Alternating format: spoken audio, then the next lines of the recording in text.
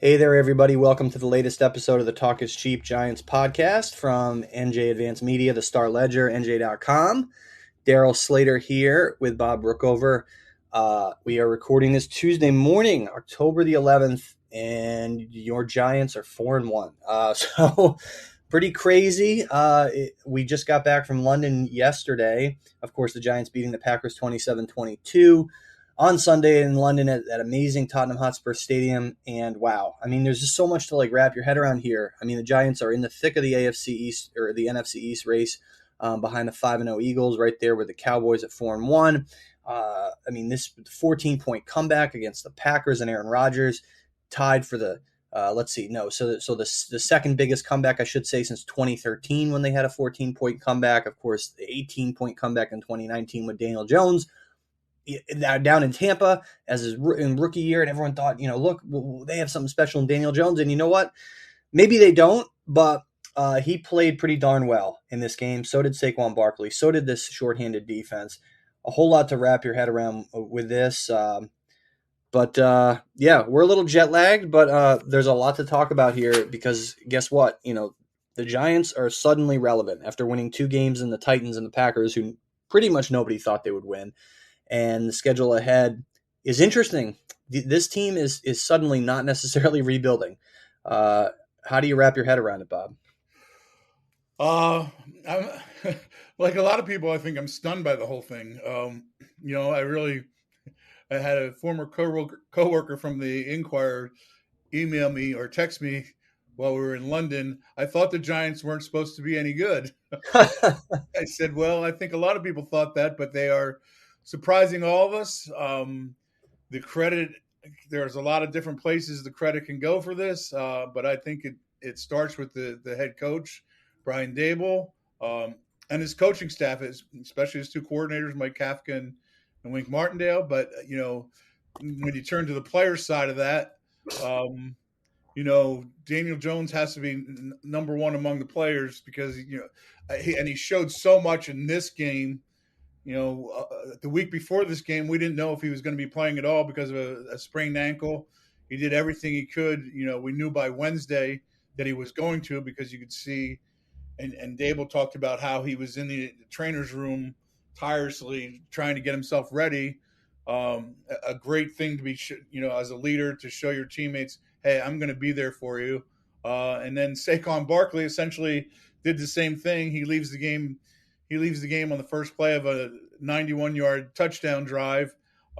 They go down and score anyway. He comes back and scores the winning touchdown after a long catch to set up the situation where they could score the touchdown. Your 2 leaders, your 2 offensive leaders do that, and you're going to get guys to follow. The just totality of how impressive this win was. I mean, this will go.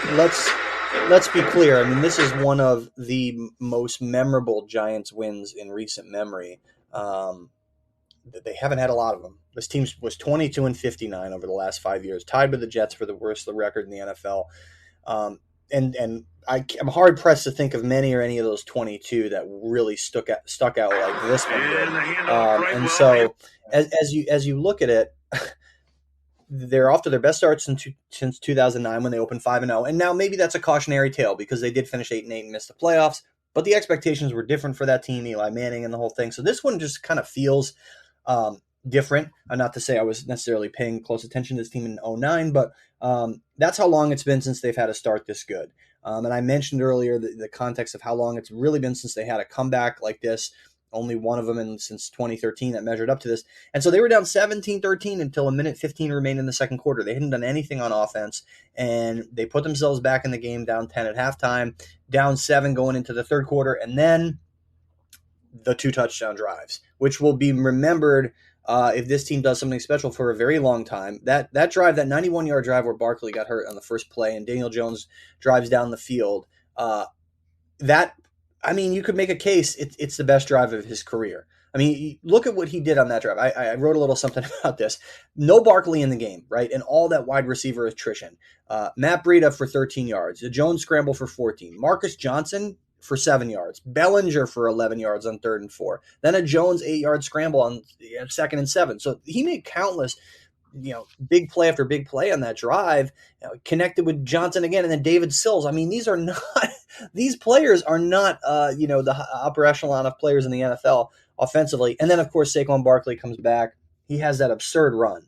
My gosh, I mean, we were sitting there and we had an open air press box there out in the stands. I think the whole stadium gasped on that run. I mean, Saquon was amazing in that game.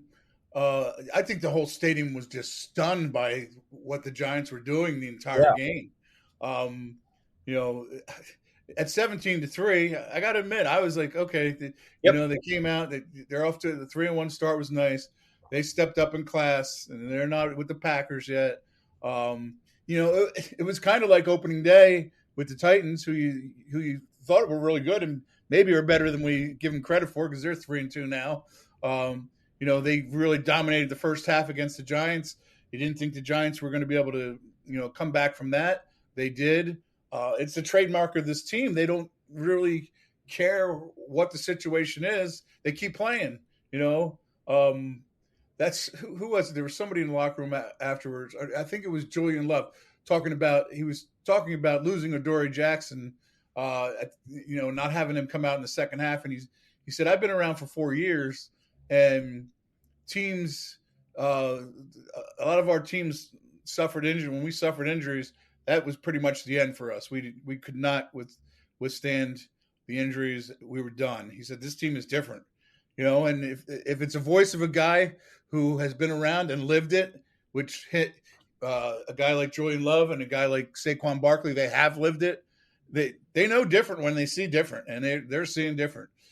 Very true. And it's interesting because we heard some of those similar things after the Titans win in week 1 from Leonard Williams, Saquon Barkley, talking about, when the Giants fell behind in the past, this wasn't really a team that could win close games per se, right? And they're right. I mean, the numbers bared that out. But it was sort of like, okay, they got a nice win over the Titans in week 1, and as it turns out, the Titans aren't that great. And um, inarguably, Aaron Rodgers is one of the best quarterbacks in NFL history, and so for them, the Giants to be able to do what they did against this Packers team, regardless of I think how this Packers season turns out, was just remarkable. And like you said, a total sea change from how this thing has gone in the past for this team, and a very good sign, I think, for the resilience of this team. And so, not only did they storm back and get the 91-yard touchdown drive to tie the game, not only did they get that 60-yard touchdown drive on the very next possession, sparked by the Barkley run and the juke. I think Darnell Savage's underwear is still on the field over there in North London on that. And then Barkley with the 2-yard direct snap, he does a little layup celebration, and so that was the winner. But obviously, you cannot discount, as you mentioned, what this defense did given the attrition. So, all right, so they held the Packers to essentially 100 yards in the second half after giving up 200 in the first half. The Giants cornerbacks entering this year, James Bradbury, gone. It was supposed to be Aaron Robinson and Adoree Jackson. Okay, Aaron Robinson didn't play in this game. Cordell Flott was supposed to be a backup. He didn't play. They go with Fabian Moreau. But they still have Adoree Jackson. Nope, he gets hurt. And they put in who? Nick McLeod? Like, you got to be kidding me. I mean, this guy has played, we were talking about their name, 14 snaps. 14 defensive snaps. 14 all last year, undrafted rookie. So they were down to the this year he played 14 special team snap, and he was among the injured, limited in practice all week going into this game. Yep, with a hamstring that had been bothering him. And so they were down at their number 3 cornerback essentially on one side, their number 2 cornerback on the other side, and they hold Aaron Rodgers to 100 yards in the second half. What do you make of it? What can you make of that? You know what? I was thinking about it a little earlier this morning when I got up to write my post for the morning. There's that thing called chemistry that you can never see coming. You only see it when you see it, you know it, but you don't know it's coming until you see it. Especially with a team that is not expected to be good. I mean, I've seen other teams like this in all the years I've covered sports, but it's the same with all of them.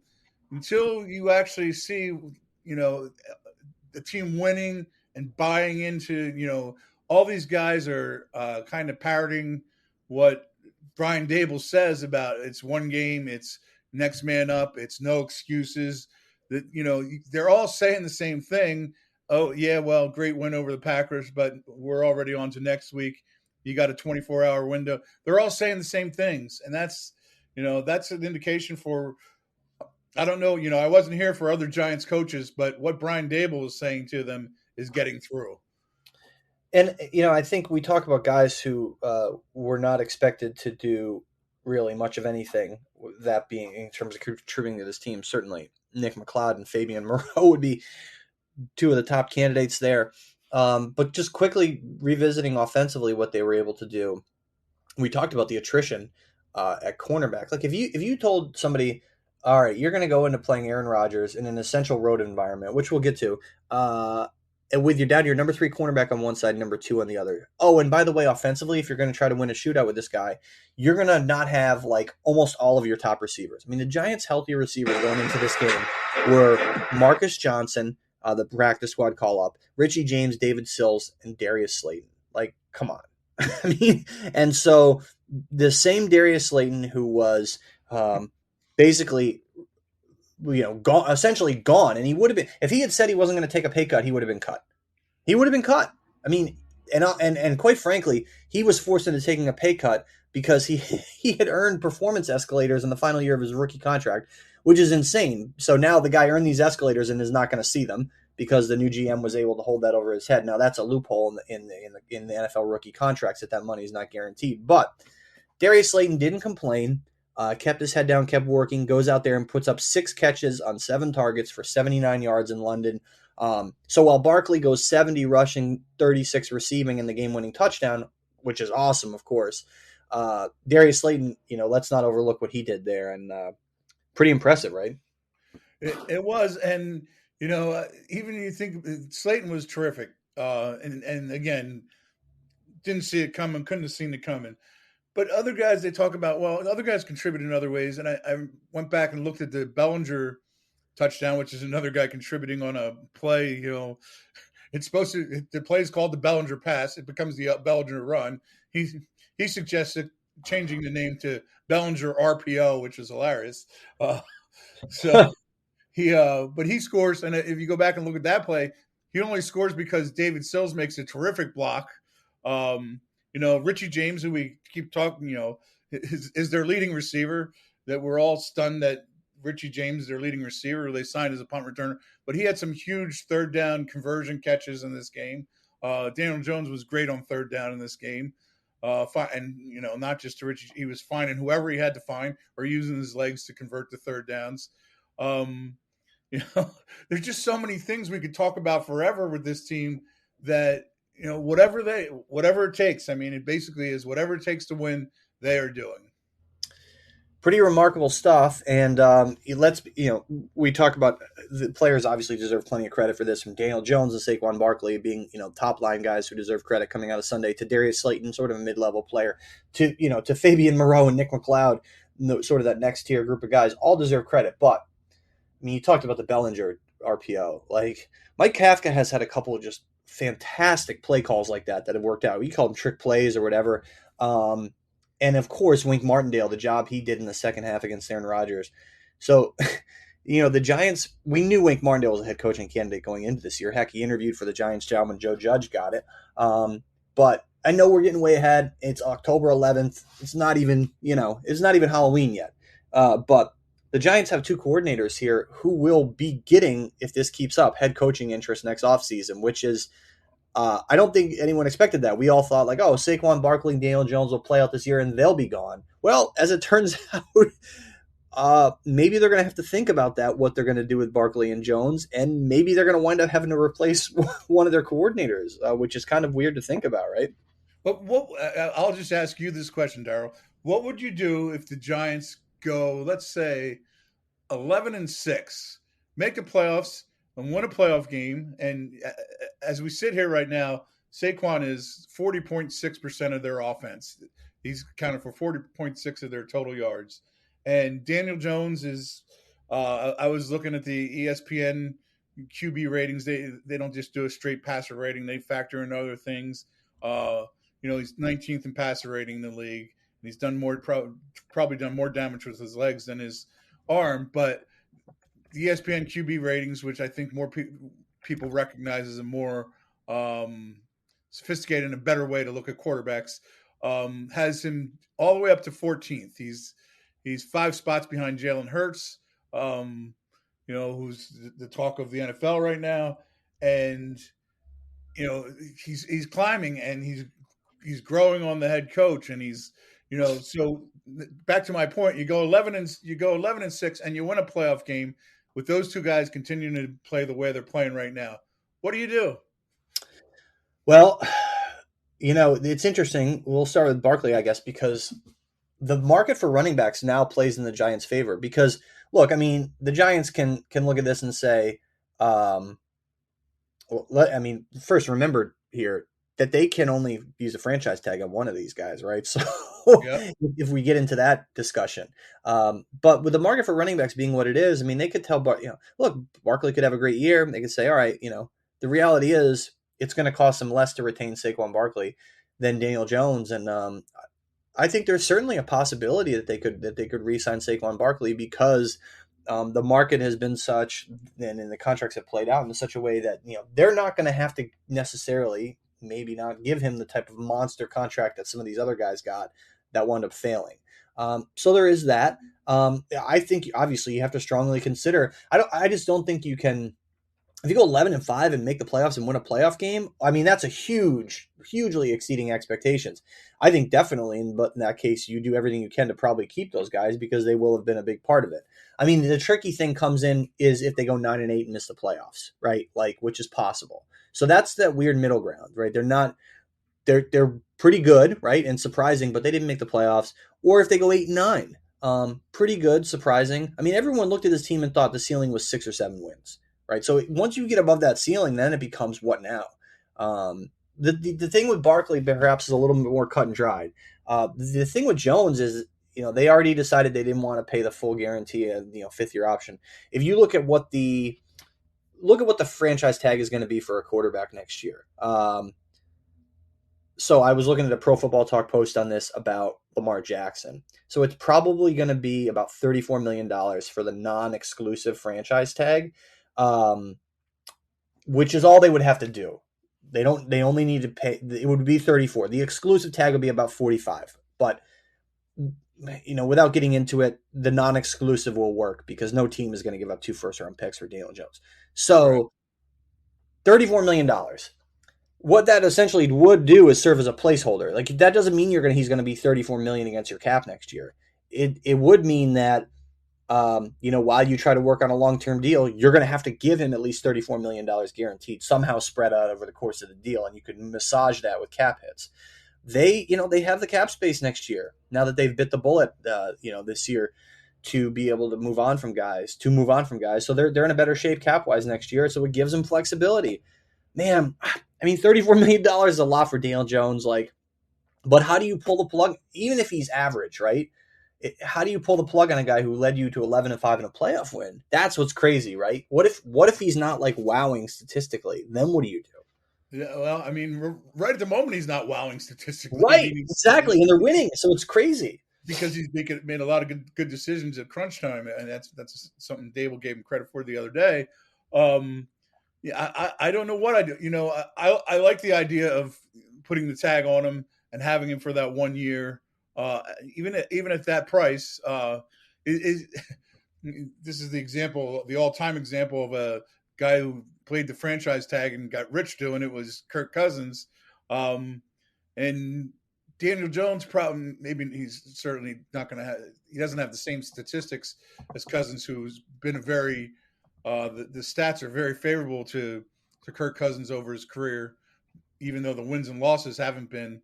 And the stats aren't as favorable for Daniel Jones, but he's proving right now that you can win with him. I like the idea of a franchise tag and drafting a guy at the same time. Draft a guy you think you can groom. Daniel probably isn't going to like that because if you're the number one quarterback, you want him to draft people who can help you right now. But from a Giants standpoint, that might not be a bad way to go. Yeah, no, I don't know. Like, I mean, to me, it's like if you commit the 34 to the guy, then you probably aren't drafting a guy. But I mean, then again, the Eagles they didn't do it in the same exact year as Carson Wentz, but they had Jalen Hurts in there not long after Carson Wentz was pretty good. So Yeah. it's a tricky It was people were stunned when they drafted Jalen Hurts that high. it's a tricky needle to thread. It really is. I do think that if they franchise tag him, it's probably unlikely that he plays the year under the tag next year. I mean, they would probably do that. They would tag him as a placeholder and then try to get that deal done by the middle of July.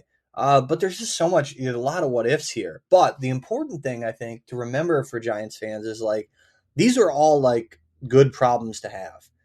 It's certainly better than being 1-4 and knowing that you're going to be moving on from Barkley and Jones next year. It's a good problem to have to like wrap your head around this, especially because, like I said, I mean the cap situation is much friendlier to the Giants next year, and maybe you have the ability to do something like this, and it's a good problem to have to start thinking about. Oh, geez, having to replace coordinators next year, man. Those are problems that good teams have. I mean that's what look the Patriots right now are dealing with all of the fallout from losing Josh McDaniels to the Raiders, but um, the reason they lost him is because he They did a seem to good be job. figuring it out though. What's that? They seem to be figuring it out. They won 29-0 last week. I Right, right, won't be right. surprised if they figured it out before the season was over. Correct. And so that's sort of a different animal. I mean, Bill Belichick Yeah, wouldn't I'm getting off track there. it's But not like a second year coach and Brian Daboll having to replace his coordinators. But again, we're thinking about all these things just because the Giants have gone out there and just shocked everybody. I did mention it earlier, and I wanted to touch on this about the ways in which this game was surprising. The comeback, best start since '09, second best comeback since 2013.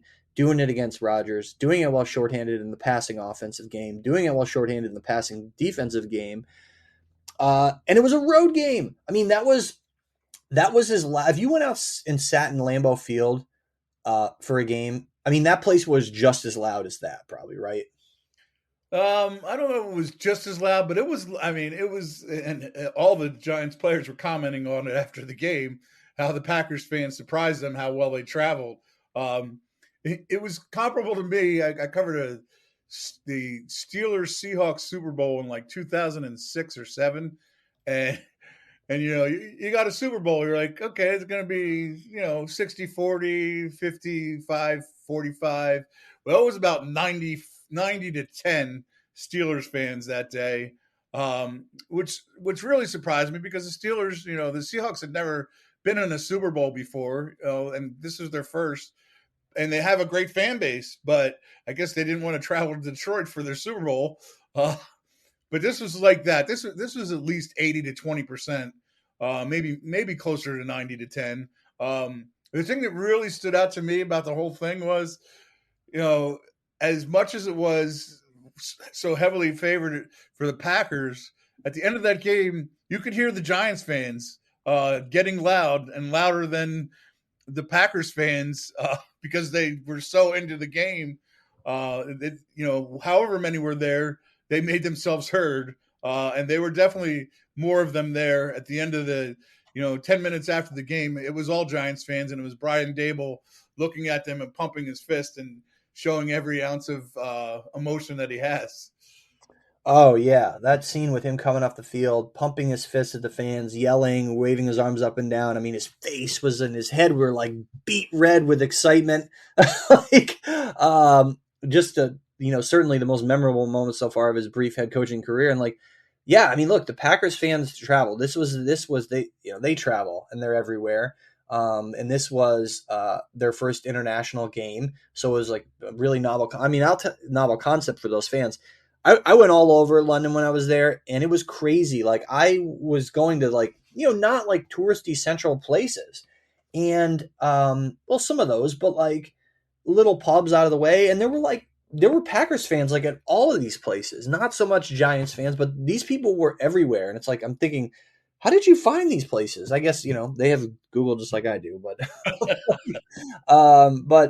It's good to know you have something in common with the Packers fans. yeah, look, I mean, they really this was a big deal, and I was there till like midday yesterday, and these people were still there. They made a big week of this thing almost, and so it was a really I mean, and obviously it was a home game for them. I'm not sure how the ticket allotment worked, but whatever. I mean, look, And we should mention to people here, one of the cool things about this experience for, well, like for us at least, right, and being able to kind of feel that emotion and see Brian Daboll doing that, what he did after the game, was that like the press row at these European soccer stadiums, at least at Wembley and now at Tottenham Hotspur Stadium, is outside, and you're like at the mid level. It's an incredible view. Like that's totally uncomparable to what we have here, where you're way up high and you're behind glass. At pretty much every NFL stadium, like I said, everywhere. I told you at the game I hadn't had a seat that good since I was walking the sidelines of a high school game. Uh, Yeah, it was really incredible view, and the stadium was one of the I told you one of my favorite NFL stadium is Seattle. It's really a great stadium. Um, I like this Tottenham Hotspur better than Seattle. It was just such a cool stadium. So cool. The bus ride's a little long, but so cool to be driving, and you're in the middle of this. It had a Wrigley Field feel to it, or a Fenway Park, where you're just driving in the middle of this town, and all of a sudden, here's this beautiful stadium that really doesn't look like it belongs, but it's an incredible place, and you walk up to it and you go into that press box. We are so used to being these hermetically sealed press boxes where you can't even really get a feel for the crowd.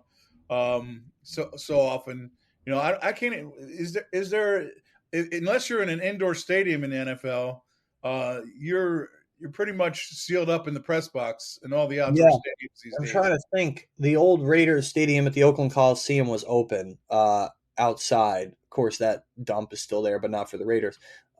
But I don't. They will open the windows at FedEx Field, the Washington Stadium, but you're so miserable because they put you in the end zone. They put the visiting team's announcers in the end zone. I mean, the Eagles announcer Merrill Reese has been doing it. He's like 74 years old, 75 years old, been doing it for 45 years. They make him sit in the end zone. Last year, he was so upset with them that he didn't even go to the game. He said, "I'll call the game from home."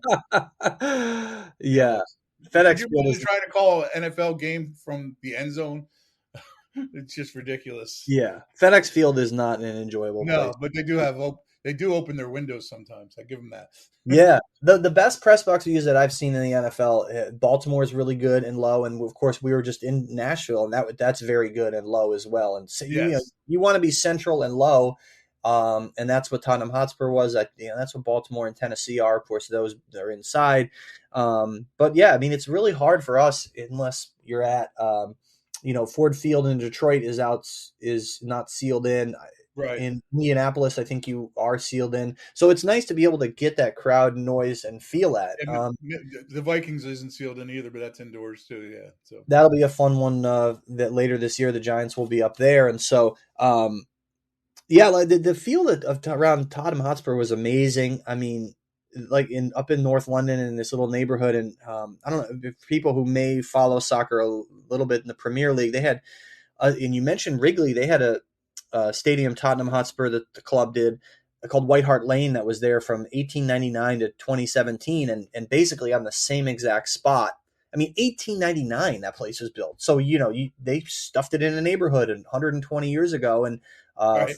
who knows what kind of neighborhood was even there, and then they demolished it, put the new place on the same site, and then Tottenham moved in there in 2019, and so I think they played their games at Wembley in the meantime. But regardless, that's why it sort of feels like, oh, this is in the middle of the neighborhood, because forever, for 100 plus years, almost 120 years, they did have their stadium there, and it was a Wrigley.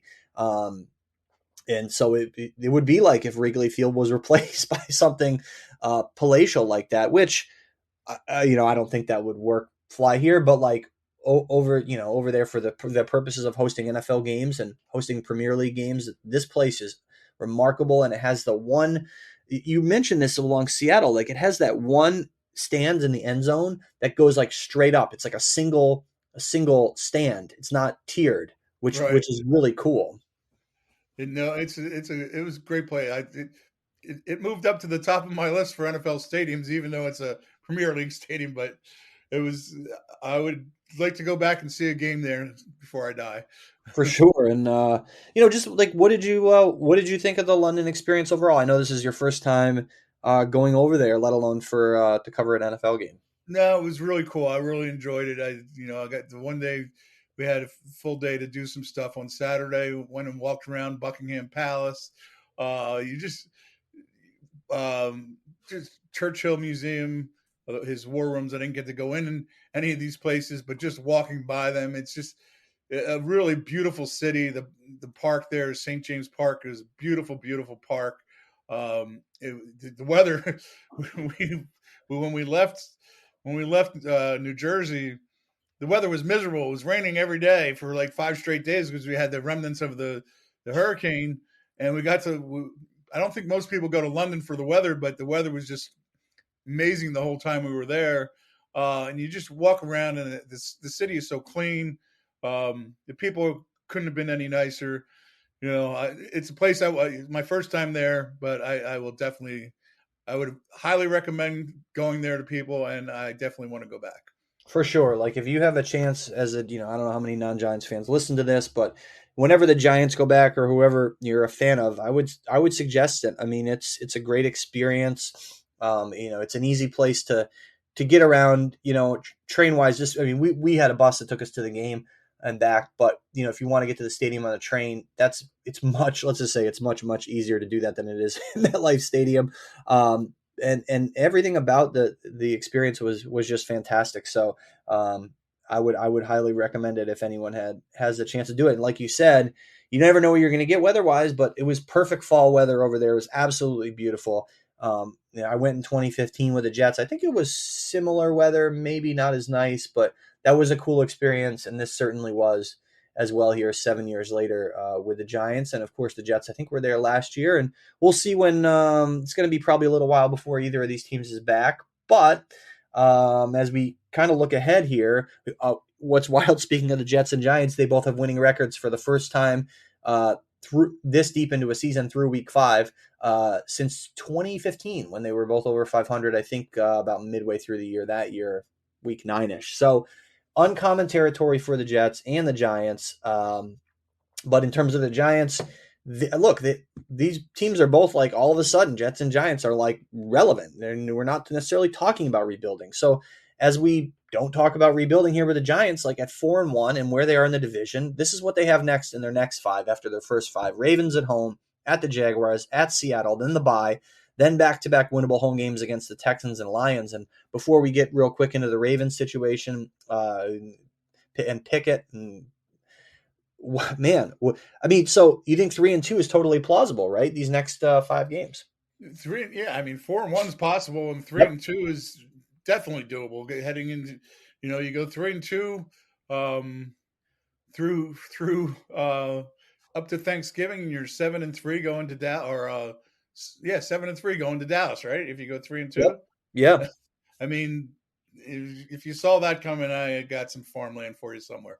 Uh, there's no way that any of us saw that coming, but hey, it's there, and it's very real right now. I mean, I almost think they should go 3-2.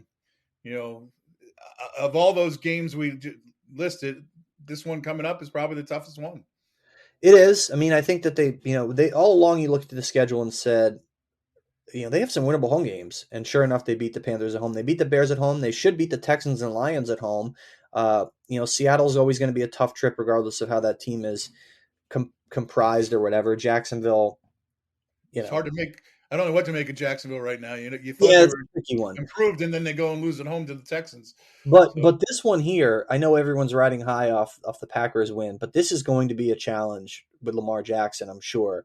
And guess what? It's Wink Martindale, not necessarily going back to Baltimore, but getting a chance to face the team that John Harbaugh essentially, it was mutual ish, they said, but he was moved on from, if you will, as defensive coordinator for the Ravens, and so here's his chance to go toe to toe with a guy he knows well, and Lamar Jackson, Sunday afternoon, MetLife Stadium. Uh, how do you see it unfolding? How fascinating is this one? it's great that they're 4-1. Going into this game, and the Ravens are coming off a game they gave away late. They're 2-2. They're coming off a bye, which obviously helps them a little bit. I mean, it's a tough thing for the Giants to have to travel the way they did, and then come. The only thing they got going for them is that they are home. Um, I just think that they have to be a little tired and they're beaten up, and I just think the Ravens are going to really need this game. But I'll preface this by saying I've been wrong plenty about the Giants so far, but I'm gonna pick the Ravens here, 20-16. Yeah, I mean this Ravens team 3-2 and they beat the Bengals on Sunday night, and so but they But only scored. Yeah, they beat the yeah, I'm sorry, I thought they had a bye week. They beat the Bengals Sunday night. but the Giants don't have the bye coming off London. That's important to remember because they didn't take it. They didn't want the bye this early. Teams can get the bye coming off London, and they didn't want it this early. Right. Which Okay. okay, I mean, I can see it, but let's be honest. I mean, these guys are going to be tired. The Giants are going to be tired. They're going to be facing a Ravens team that, yeah, while they are 3-2 and they did win against the Bengals, they're not, they don't have a tremendous amount of wiggle room right now, and so they'll be a fairly well rested Bengals team, and 19 points against the Bengals, fairly well rested Ravens team, I should say. I don't know, like it's a tricky one, but Lamar Jackson is so darn good. And he presents a lot of problems in different ways. And so I think, yeah, I think that they'll hold them to, I'm going to say Ravens 24, Giants 21. I think it'll be a close game. Um, I just, I think that the Ravens defense should be able to do a better job against the Giants offense than the Packers did. And they're still going to have some dynamic challenges to face there with Lamar Jackson. So, uh, I don't know. I wouldn't be surprised if the Giants won look, if the Giants win this game, then it's off and running. It's off and running, and it's a collision course to the November 24 Thanksgiving game, 4:30 in the afternoon down in Dallas, Week 12. And that's really kind of what it is right now.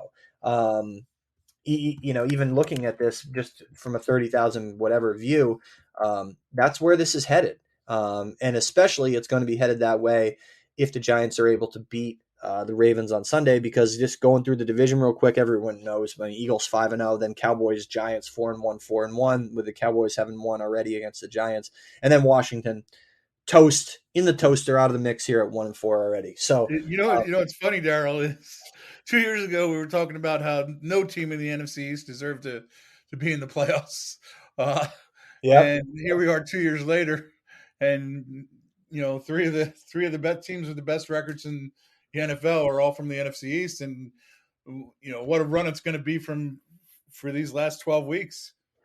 And there is a third wild card, remember now. So, just for argument's sake, I know this if season ended today is silly, but what the heck? We were just talking all this playoff stuff. If you go down the NFC and look at how the seeding is, right? So right now, what is it? 7 teams would make the playoffs, right? Is that how it works? Like the 4 Yes. division winners and the Yeah. 3 wild cards. The 1 through 7 right now. Is well represented with NFC East. You go Eagles, Vikings, Bucks, Niners, Cowboys, Giants, Packers. Those are your 7 with 3 NFC East teams. Not long after, like you said, the division was basically in the toilet. And Washington won it right 2 years ago with 7-9 or whatever. Of course, the Giants were all mad, and Joe Judge was mad because of how that game unfolded with Doug Peterson and Philly and that whole thing. Yeah. But feels like a They should lifetime still be ago. mad at the Eagles for that one. Yeah, feels like a lifetime ago. But we appreciate everyone taking the time to join us, and certainly anyone who made the trip to London. We hope you had a good time and a safe trip back. And we'll be back here with you next Tuesday. And look, we'll see what we'll be talking about, because we certainly didn't expect to be talking about a 4-1 start. So this Giants team continues to surprise. We appreciate you guys listening, and be sure to rate, review, subscribe on all your podcasting platforms. And until next week, we'll talk to you then. Take care.